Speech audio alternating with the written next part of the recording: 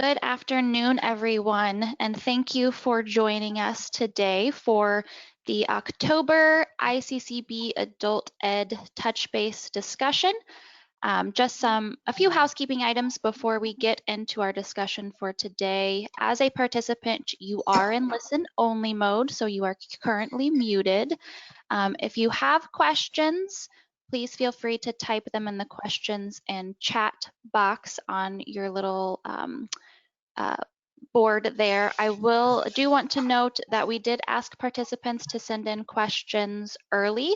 So Kathy will be addressing those questions first. And then if we have time throughout the discussion, we will address any questions that come up in the chat and questions feature. This is also being recorded, so we will share that out later to anyone who would like to review it at a later date. And with that, I am going to hand it over to Kathy. Hi, everybody. I'm going to turn my webcam off in just a minute. I have reception that doesn't always work really well for internet reception when I have the camera on, but I wanted to say hi to everybody. I hope you're all staying safe and staying well. That means a lot in today's world.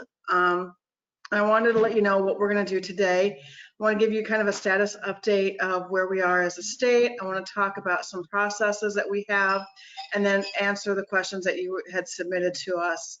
So then we can make sure that you have timely information. Okay, so I'm going to turn off my webcam. And our general updates, we'll talk about our grant processes. We'll talk about how we're helping with recruiting. I'll let you know what that looks like. And then we're going to talk about some questions on virtual assessment, mid-year benchmarks, and DAISY, which were the kind of the big themes that people had asked about in their emails. So next slide. I want to talk about our grant processes because we have quite a few grants coming out. And I feel like as programs, you might be getting a lot of information from different people at our agency. You're probably getting information from me. You're probably getting, I know Jennifer Foster has sent out a few emails. I know our regional support are sending emails. I know you're getting them from Patrick Walwer from our grant management. And so you're getting a lot of information from a lot of different people. So what I want to talk about real quick is what our processes are, why you're getting those, and then as you think about ways that we can better serve you, to let us know what your thoughts are. So when we do a grant like our AEFL grant, when that gets released, there is a process, and we have a 30-day window to have those released and signed and fully executed. That window is not determined by us. It's about our grant's accountability. So when we get that process started, you will get information from Patrick Walwer, who manages all of the fiscal components of our grants. So what happens, often we recognize that you have processes within your institution that you have to address.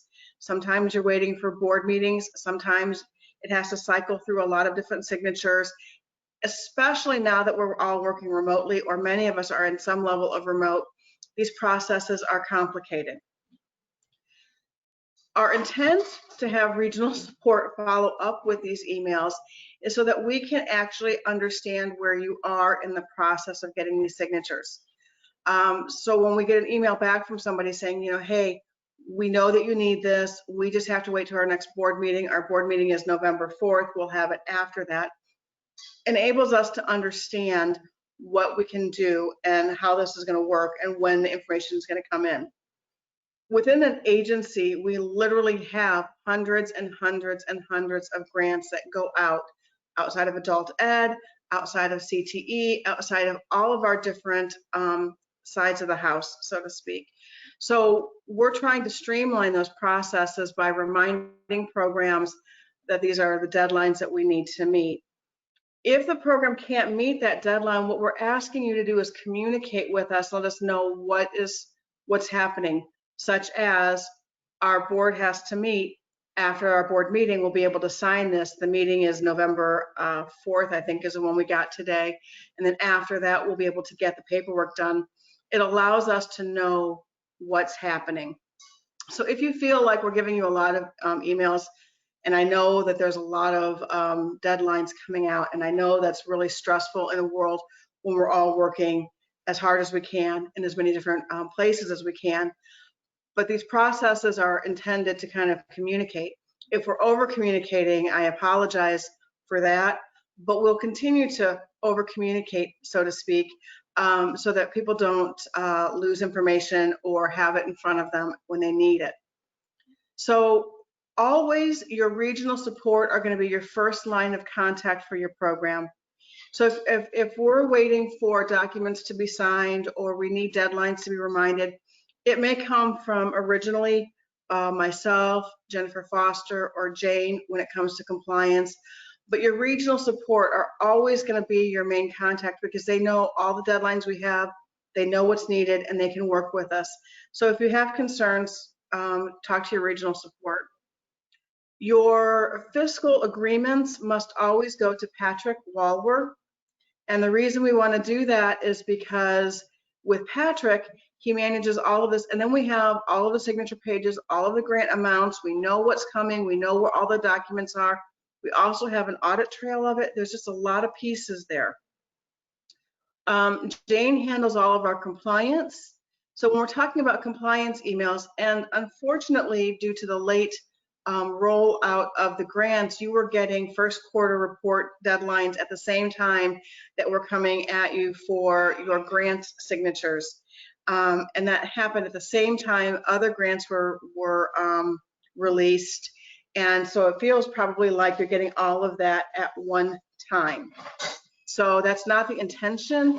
That's just kind of the way it happened this year because we're all working remotely as well. And the processes to move things forward are also complicated on our side as well.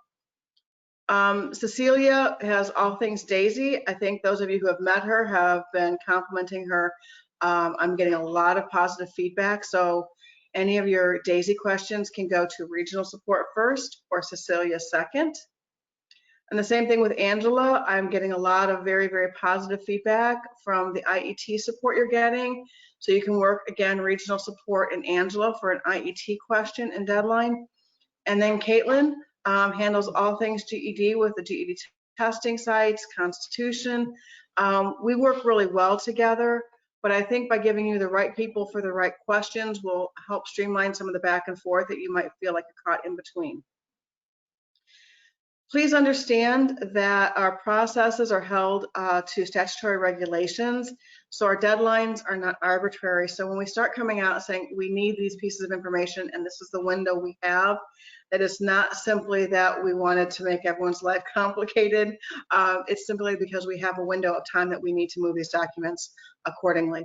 So I wanted to take a few minutes because I know right now there has been an abundance of information coming out, an abundance of deadlines coming out, an abundance of requirements coming out, but we're here to work with you. So please remember you can reach out to us and we will help you get through all of these things. That's kind of where I wanted to start, recognizing where we are midway through at the end of the first quarter. Okay. Next slide. Okay. One of the key things that I have heard from every program lately is that enrollment is down or enrollment is complicated. You know, kind of hearing a lot of issues. And I think we're going to see a year where our enrollment's going to go up and down. I'm seeing, you know, we're still in the middle of this pandemic. So what we're trying to do right now is help with some statewide marketing. In addition to the abundance of emails that we're asking and deadlines and please sign this and please return this, we're also sending out a lot of surveys. But those surveys allow us to be field directed and to get your input and to get your thoughts so we know where to put our priorities. Where we're doing this right now is the Adult Education Provider Locator. And if you have seen those emails, we're also asking you what types of bridge programming, what type of IET programming you have. The Provider Locator is getting updated. What is going to happen with this new Provider Locator is When a student selects the program in their zip code, there will be a form that the student fills out. That form is basically demographic, name, email, phone, contact information, what they're interested in. And then when they hit submit, that form is going to go to the program. So that student is going to be able to directly contact you straight from that page. I'm really excited about that because now it's not just where they find your number and then they have to stop and go call you or whatever that is. It's coming straight to you so you have that direct contact. In addition to updating that, we are making sure that the hotline and the provider locator are both connected to each other. The hotline has started to include texting and online chats as a way to refer students. Once we have these fully developed, which should happen, the hotline is up and running and is fully servicing our students. The adult education provider locator will be up and running with the form where students can go directly to the program by the holiday season. And then what we're going to do is some geofencing with that. We're going to be linking it to all of our WIOA partners. I'm going to reach out to our Secretary of State Library to see if we can't share this with state librarians across the state. And we're trying to get a lot of leverage for this adult ed hotline and provider locator so programs can find you and directly reach out to you. We know that web-based recruitment is on the increase as students are no longer out and about because of many of the shelter-in-places orders that we're having. So what I want you to be aware of is that we are trying to put some services in place to help people get to you and building on the infrastructure that we have, improving that, and then making it more 21st century, directly connecting to you and getting that out there to all of our WIOA partners, our Secretary of State, literacy partners, geofencing those sites. We're trying to get that out to you.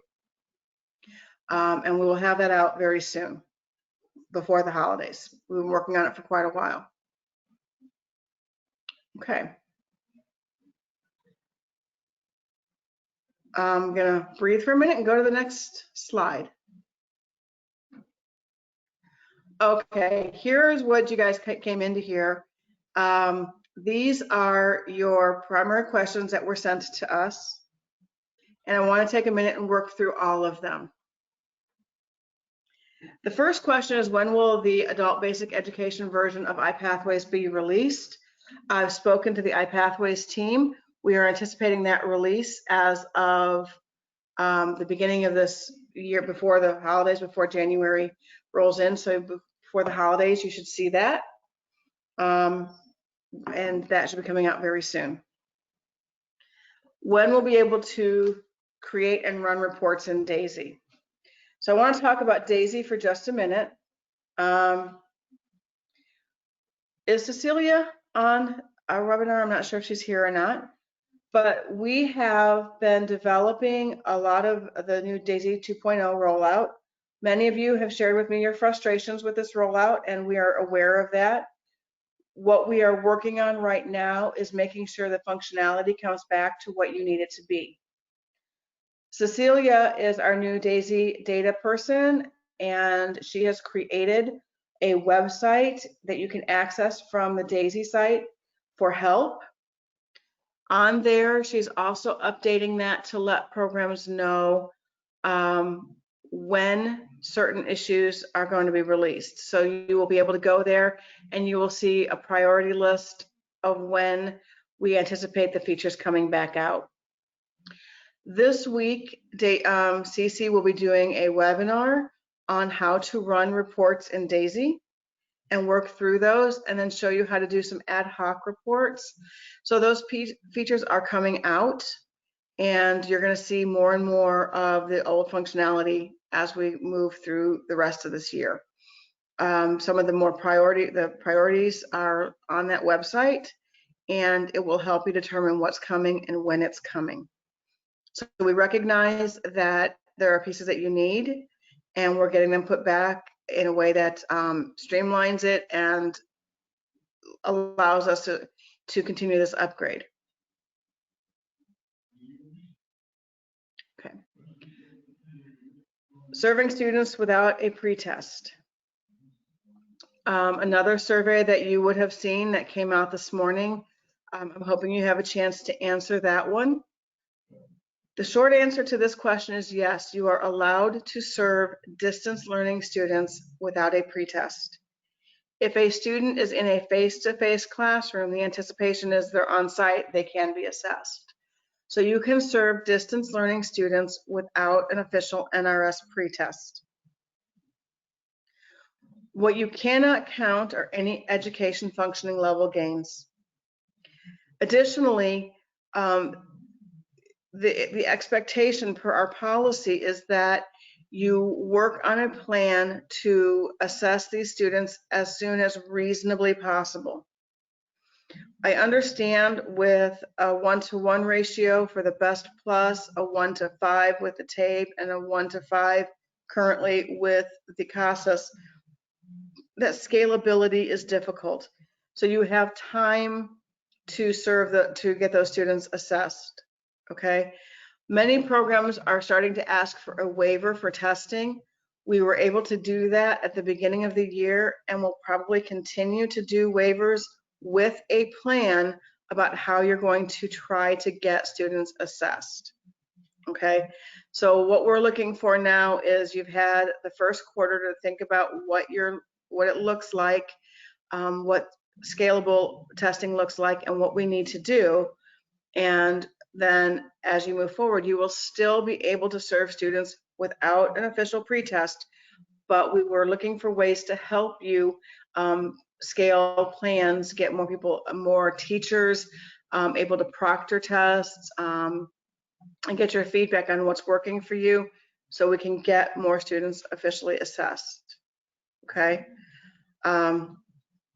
What measurable skill gains you can get for a student without a pretest include high school equivalency. You can count any high school equivalency attainment.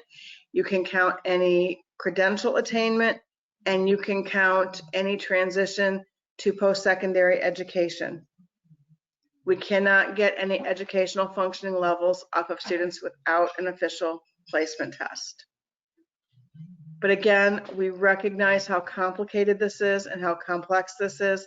So the purpose of the survey is to see what you're doing, what your needs are, how we can help, and what that looks like. And I will open this up to conversation after I get through the rest of these questions. So I'm getting a lot of questions about the generation by December. While I don't have any official updates for you at this time, what I will tell you is that we are not punitive. We recognize that your needs in this complicated time are very, very stressful right now.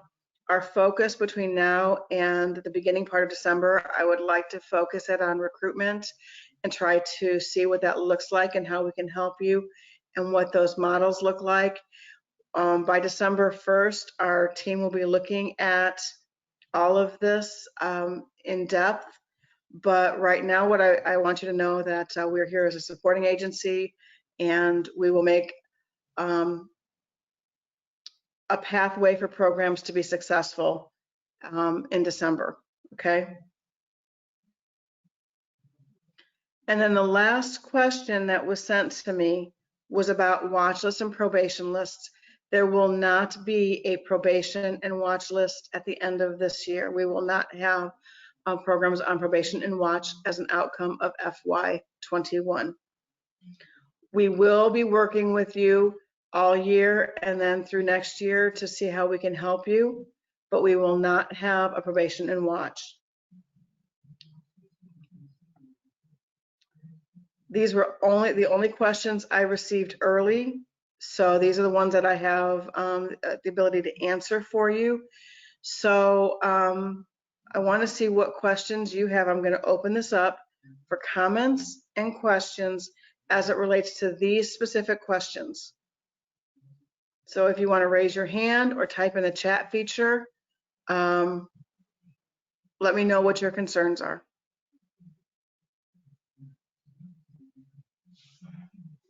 Kathy, we did have one question about the DAISY webinars that CC will be doing. I assume those will be recorded and then posted on the ICCB website? They will be recorded and they're going to be posted within that help center so that you can go there and find the pieces that you need. So those will be posted on that blog that we have for the DAISY help. Perfect. And just so our participants know, they are not able to raise their hands, but they are able to type questions to the panelists.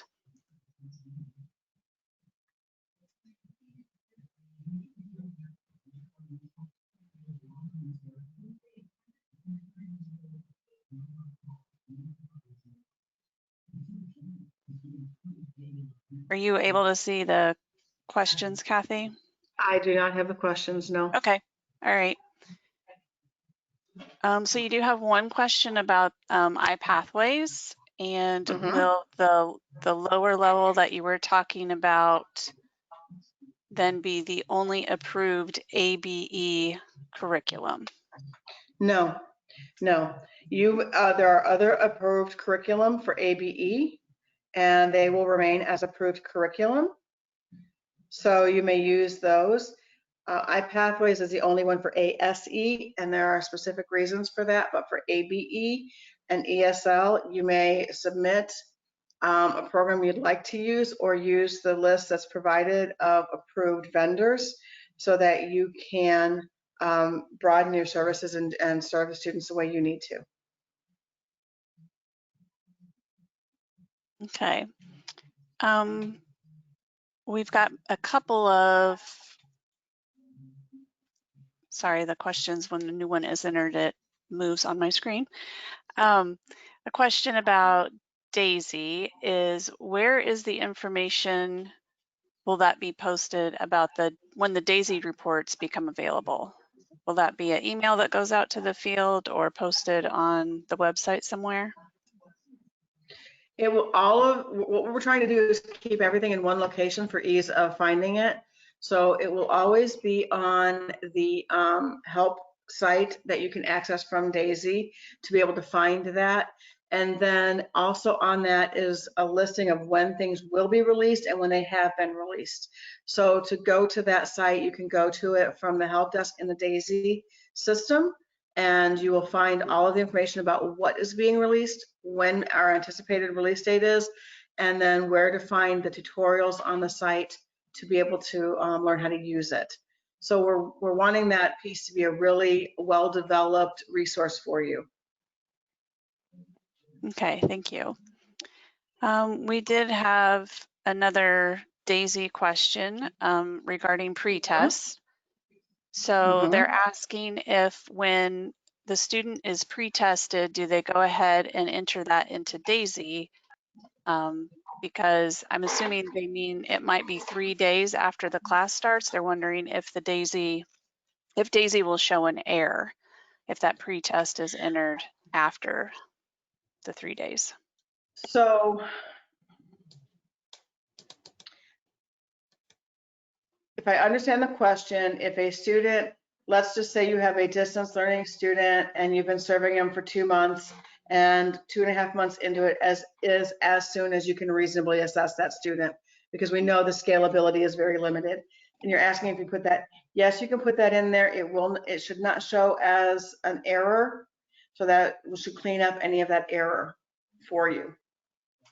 And it can be beyond that 3rd day, because what we're doing now is putting white lists, what we call white lists in DAISY, so that we can track the impact of COVID on areas, so that we understand if there's a decrease in post-testing or decrease in actually pre-testing, or what that is because it's outside of your control. So we are working on some of those features. Okay. This is a follow-up question on the 45% generation. Will there be any consequences for not reaching that goal by the end of December?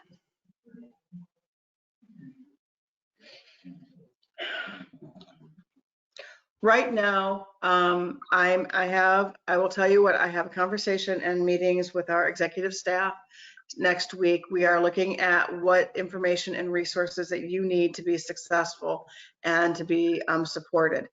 What I can tell you is our primary focus right now is recruitment, but what I can also tell you is that we are very aware of all of the complexities that COVID is putting on you. I am not able to tell you today what that looks like, but what I can tell you is that I don't see us in the future where it's going to be where it's going to be punitive. Okay. So I will be able to give you more depth and details within the next 2 weeks. Okay.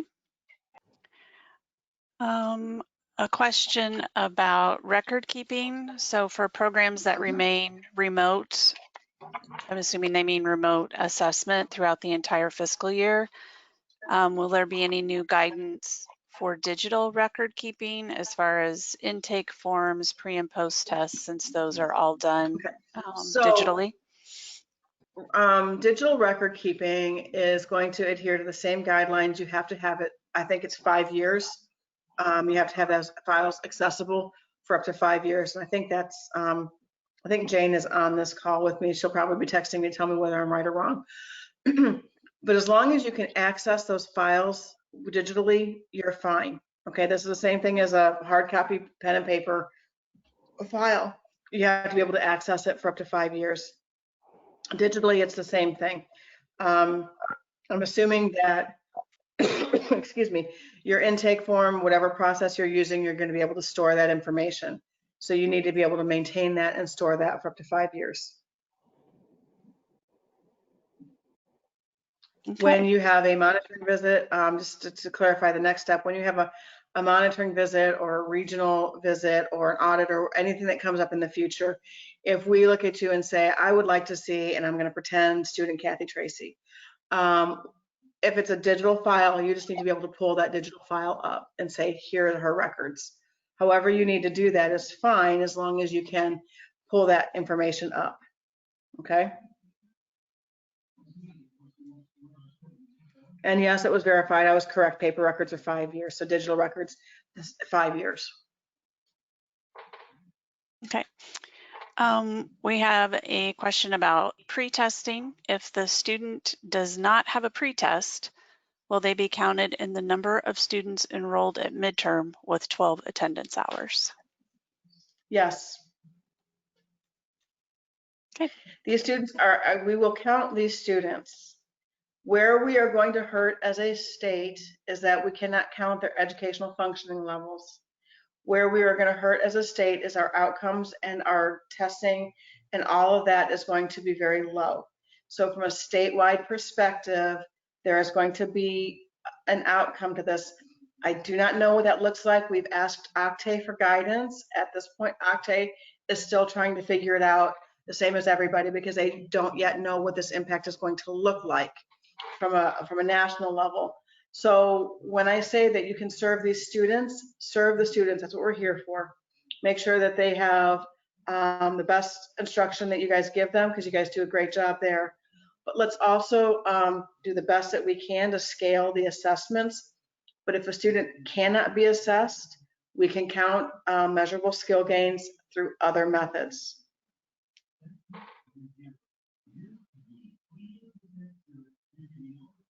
All right, we have a question about using grant funds for marketing purposes. Okay. And are programs allowed to use them to purchase advertisements for adult education programs specifically?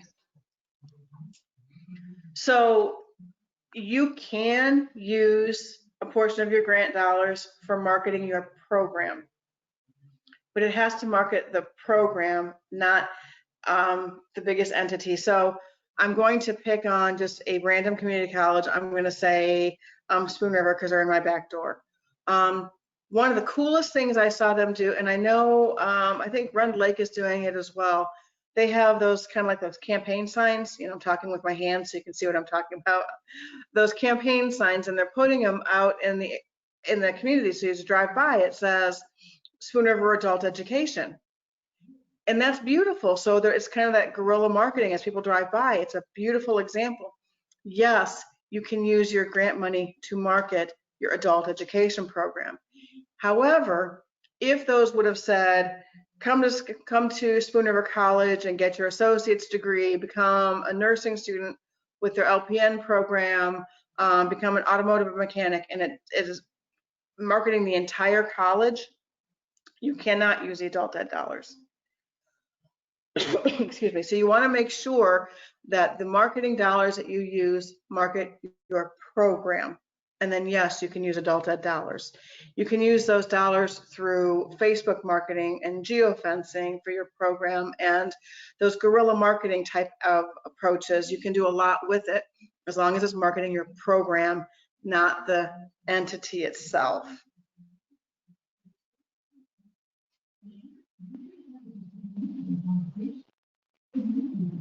Okay, I think maybe one more question here. This has to do with the ICCB approved curriculum. Has that listing changed or been expanded since it was released? I don't know. It was either early spring or late spring, early summer.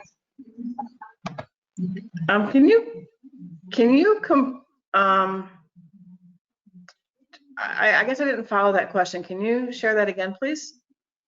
Sure. So the listing that ICCB put out as far as the approved curriculum, online resources. Oh, approved distance learning. Yes.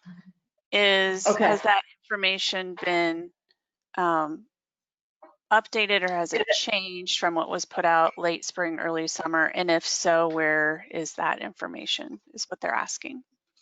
Okay. The information is on the Adult Ed ICCB website. Give me a minute to find it. We only have a few places that have requested approval. If somebody is not on there, then I don't have a request for them. And I'm going to put the link in the chat feature, but right now I think it's essential education, North Star digital literacy. I think I'm trying to remember which other ones there are that have been approved because they've requested approval. It is not hard to get approval. Here it is. So I'm going to put that. It's iccb.org adult_ed/remote distance learning. I'm going to put that in the chat feature so you can go directly there.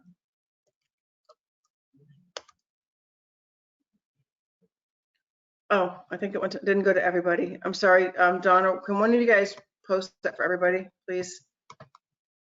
And then the ones that have been approved right now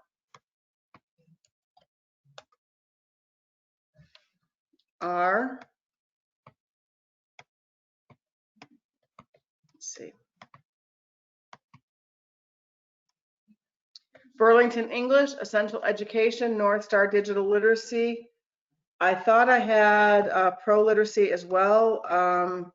New Readers Press Online is also approved. It's not showing up there, so I'll make sure that happens today. New Readers Press, their online curriculum was also approved. So if you have anything else you want, just send it through that link and we'll get it taken care of.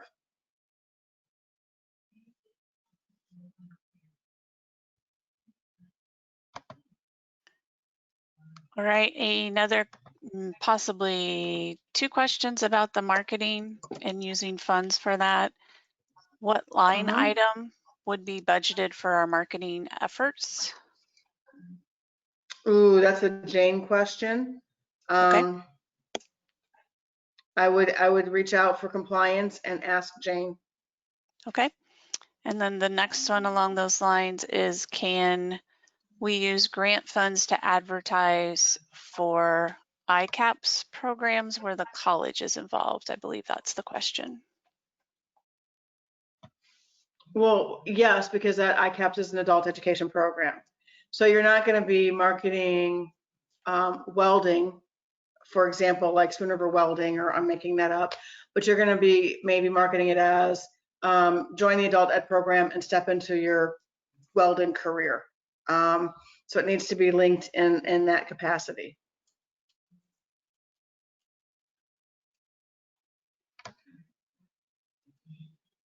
Okay, I'm going through the questions one more time, but I think we've addressed everything that's come in. Unless, I know Sarah's on the call too, so if she sees something I've missed, please jump in. Sure, Dawn, I was going to say this was an earlier one that probably isn't necessarily a Kathy question, but I'll throw it out there, asking how are different programs creating and maintaining digital files on what storage platforms. So if anybody has any good ideas, if they want to put those in, we can send those out to the person who asked that. I do want to take this opportunity to also mention and highlight that on the Excellence in Adult Education website, we do have promising practices, and that's a wonderful place to share good practices of what you're doing in this time, how you're sharing distance education. So if you have some and if you want to send those in, that would be great. I can put that in the chat as well so everybody sees that information.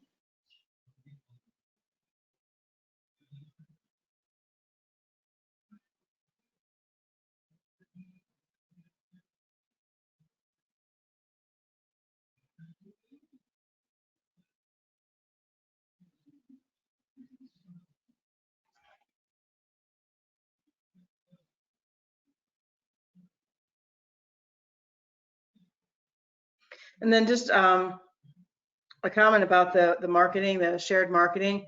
If you're marketing with a college and working with a CTE program, you can work with their Perkins administrator to find out how you can blend your marketing dollars as well.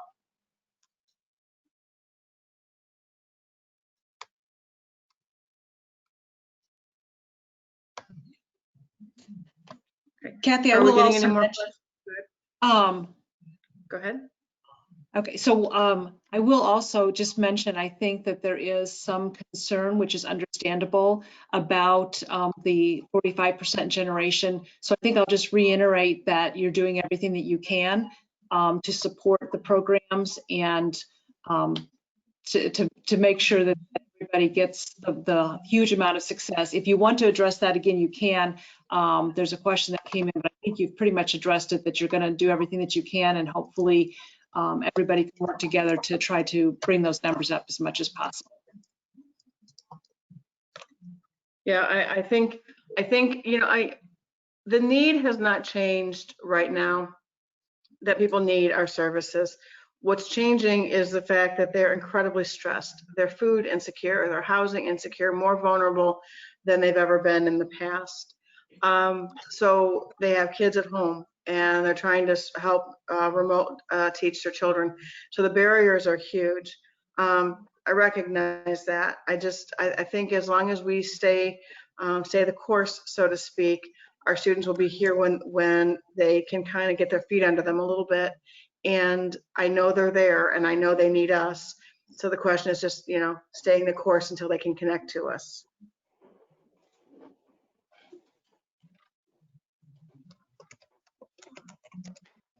So Kathy, in response to how some programs are keeping their records digitally, one program said they were using Microsoft OneDrive, and then another program said they were using Google Drive. So those are just two examples of how you can keep and organize digital files. Dropbox would be one more as well. And I would also caution you guys, as you're looking at ways to do this, and we're trying to figure out, because our whole world went upside down overnight. And I would caution you in the types of information that you house virtually to make sure it's a secure system. You're housing a lot of personal identifiable information.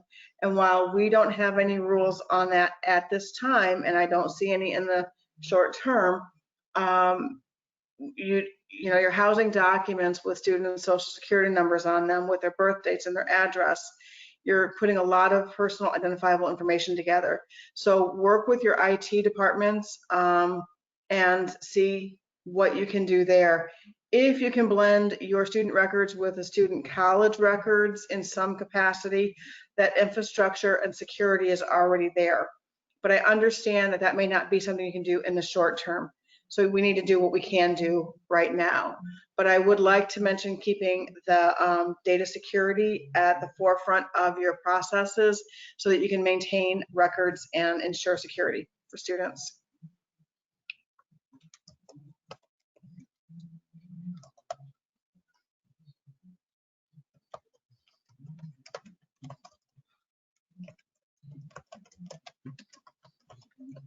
Okay, guys, I would like a little bit of feedback from you now on the process.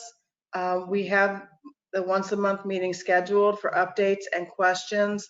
So I'm going to ask you, what would you like to see in future at the next month's meeting? Does this process work out well for you? What would you like? What do you need?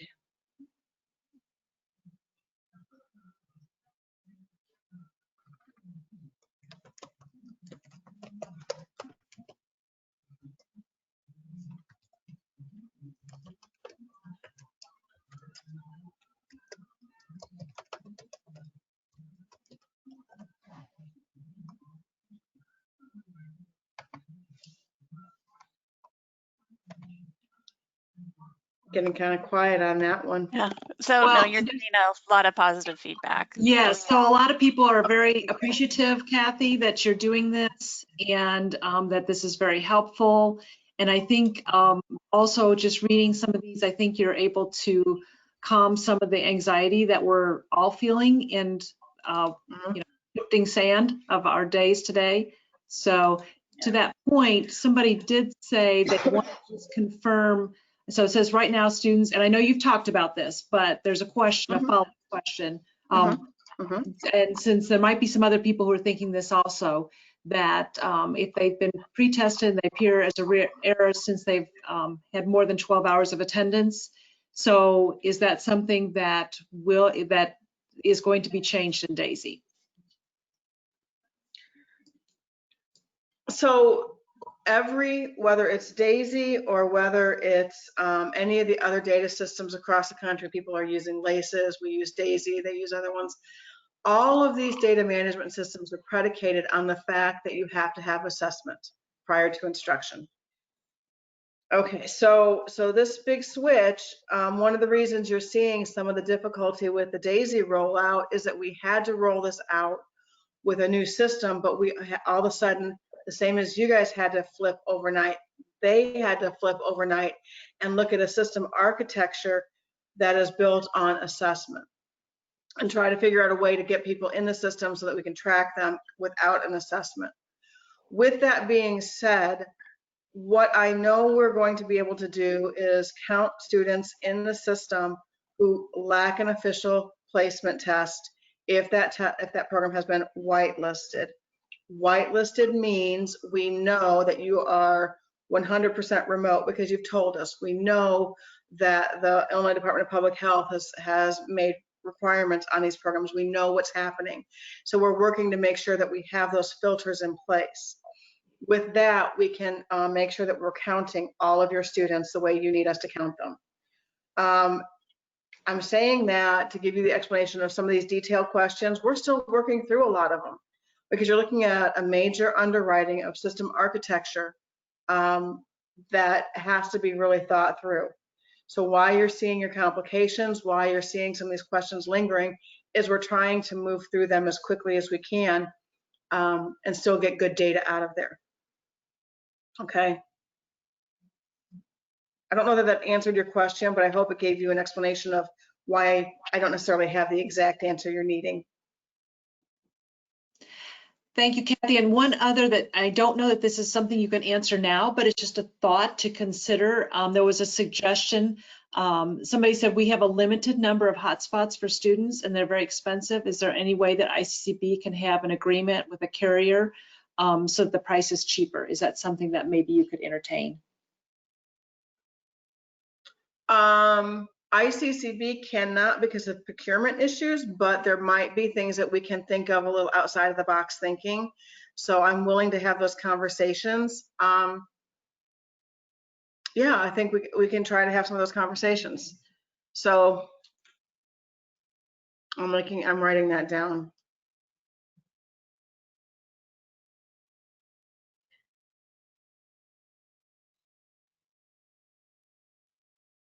And I'll have an update on what that might look like, if we can do it, if we can't do it, or anything at our next monthly meeting.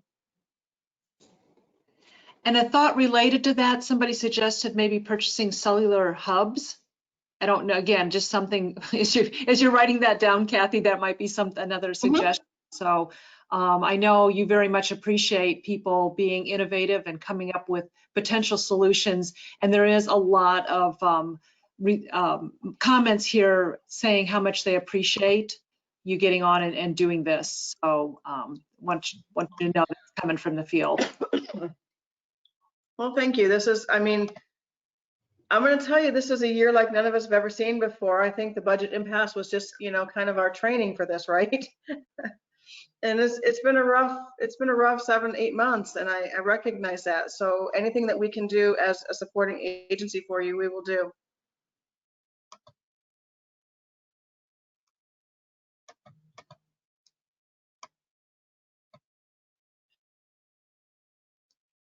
Okay, guys.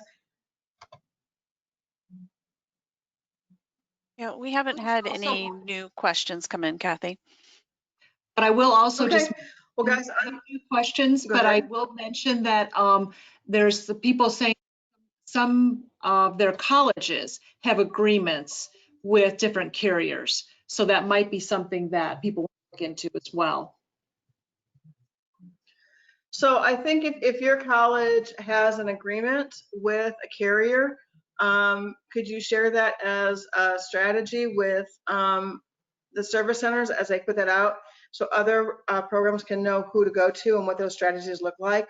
And I think sharing that information would be very helpful for programs and community-based organizations and ROEs looking for that kind of information.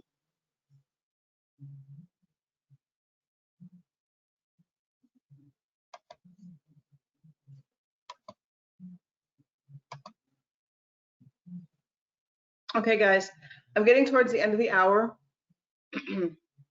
I will stay on for as long as I have questions, but if you feel like you got what you needed out of today, can we go to the next meeting is Monday, November 30th. We'll get you a registration link, but please remember to send questions ahead of time. It allows me to prepare for them and I can get you good answers. So we'll be sending this out again closer to the date as a reminder. But remember that we're here once a month to be able to access and ask questions.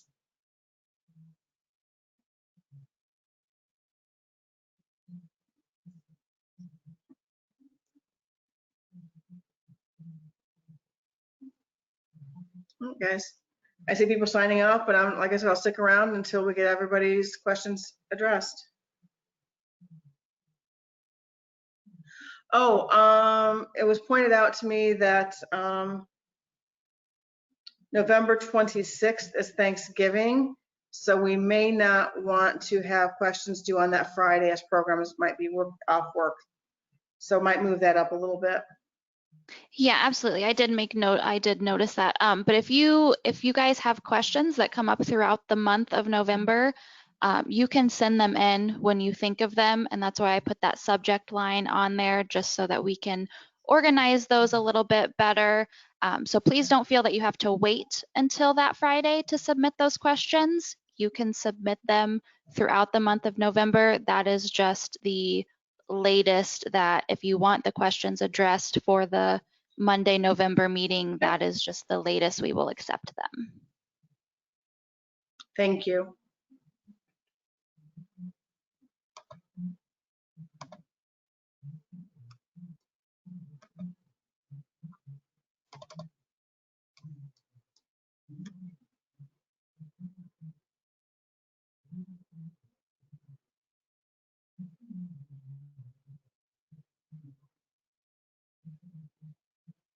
So any lingering questions while we still have Kathy on the call.